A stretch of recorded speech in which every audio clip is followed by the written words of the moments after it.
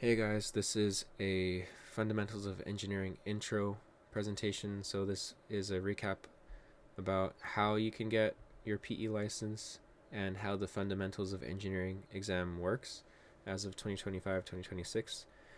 FE, otherwise known as the Fundamentals of Engineering exam, is the first step to get your licensure, especially in civil engineering, which is my background. So this is my experience of getting the FE passed and then the PE license.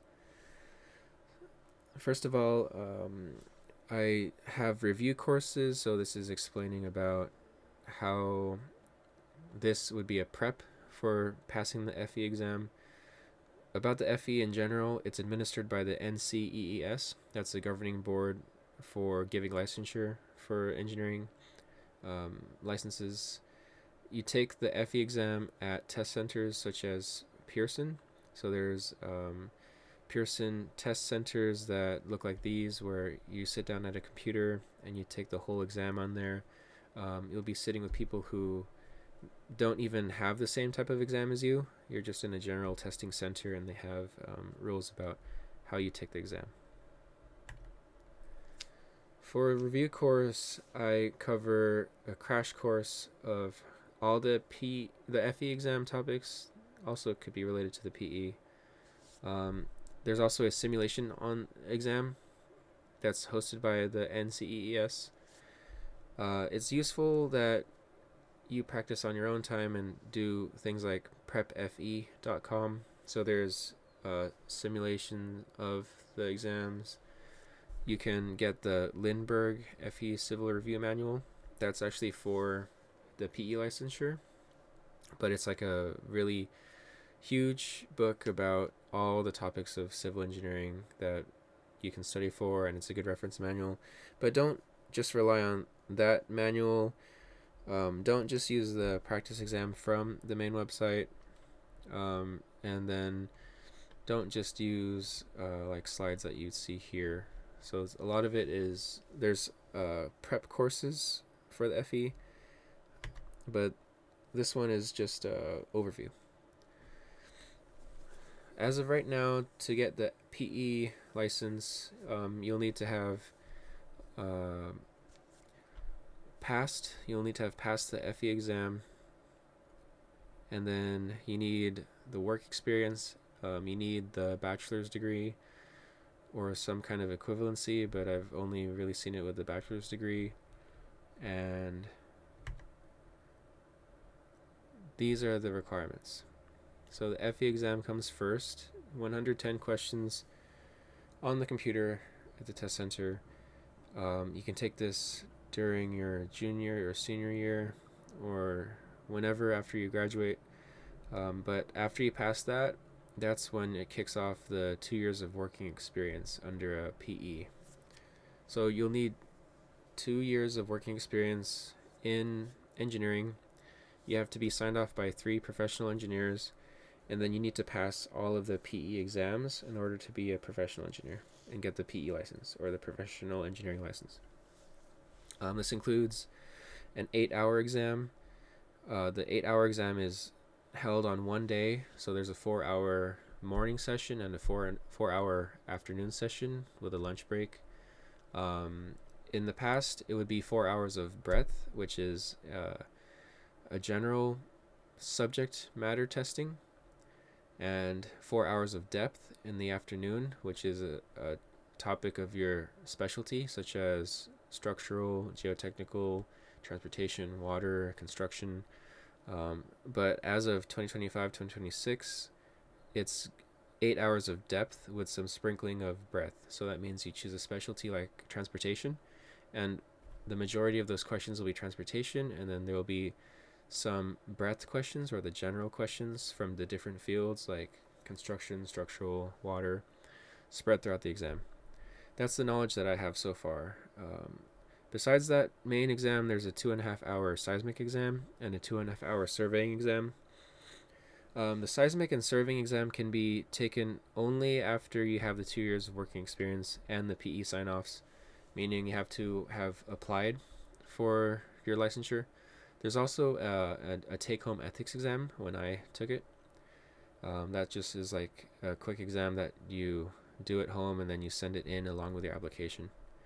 But the 8-hour exam has no requirement on when you're eligible to take it. So you can take it right after college or right after you finish your FE exam and you have that um, certificate. So the FE exam gives you the engineering and training certificate, which is called the EIT. So you can have the EIT letters at the end of your name once you pass the FE exam. Once you pass the PE exam, you can have the letters PE at the end of your name. Some helpful resources are from the NCEES. So they have the Civil Engineering Reference Handbook. They also have handbooks for your field. So there could be mechanical, chemical, electrical. For civil, I recommend that you just get the FE Civil Reference Handbook. And you can use this because it's the same reference handbook that they give you for the exam. You can also use it for your classes. It's very helpful to study from it. The format is 110 questions, 5 hours and 20 minutes. There's one lunch break. You have the whole 5 hour and 20 minutes to complete all your questions, and then the lunch break is more like a break where you can eat or just kind of take a break from working, but it does count against your time. So if you take like a 30-minute lunch break, it cuts into your 5 hours and 20 minutes. But when I took it, there was no limitation about how long your break would be in general, I believe. It is just like a timing thing and how long you want your break to be. I believe it's a couple hours in is when they start offering you the break. Everything is multiple choice. And as of this exam, there's point and click, drag and drop, and fill in the blank questions. These are all the topics. So on the left side, there's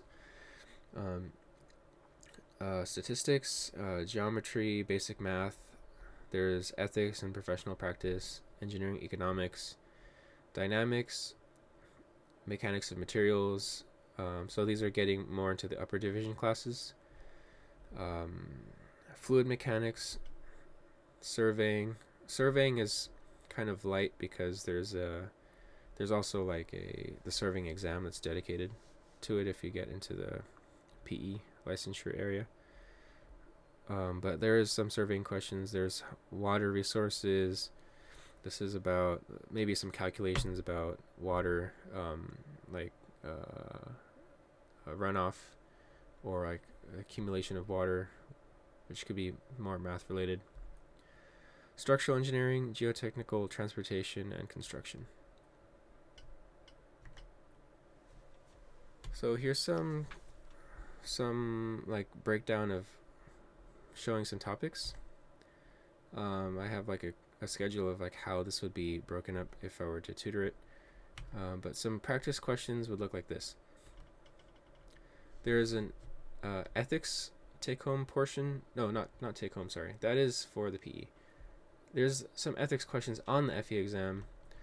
So this one, according to the model rules, which you will have reference to these, licensed professional engineers are obligated to ensure design documents, etc.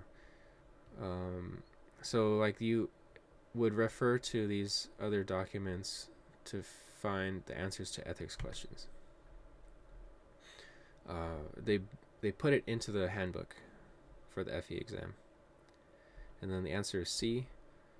So licensed professional engineers can practice by performing services only in the areas of their competence. So that means you only practice in the field that you know. You don't claim to know another field. That is part of the handbook. So there's more questions.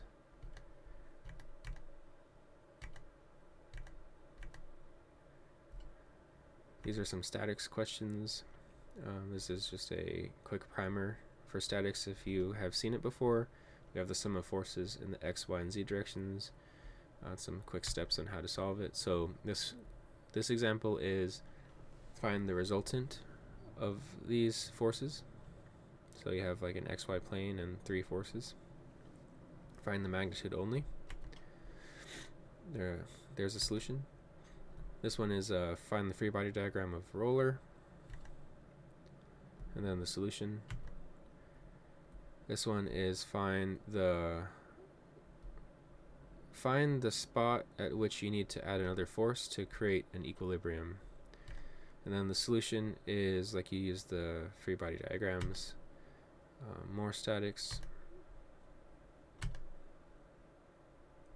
friction, fluid mechanics, moment of inertia.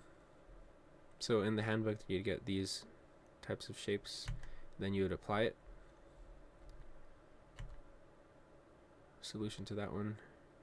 This solution is actually there might be an errata, like this might have been updated, this might be an incorrect solution, but you can double check this and try it yourself. Trusses for structural. So I have a simple truss.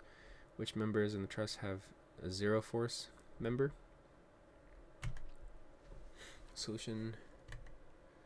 And those are the slides that I wanted to cover. That was the last slide. So let me know if you guys have any questions. I hope that gives you an overview of the FE and PE pathway.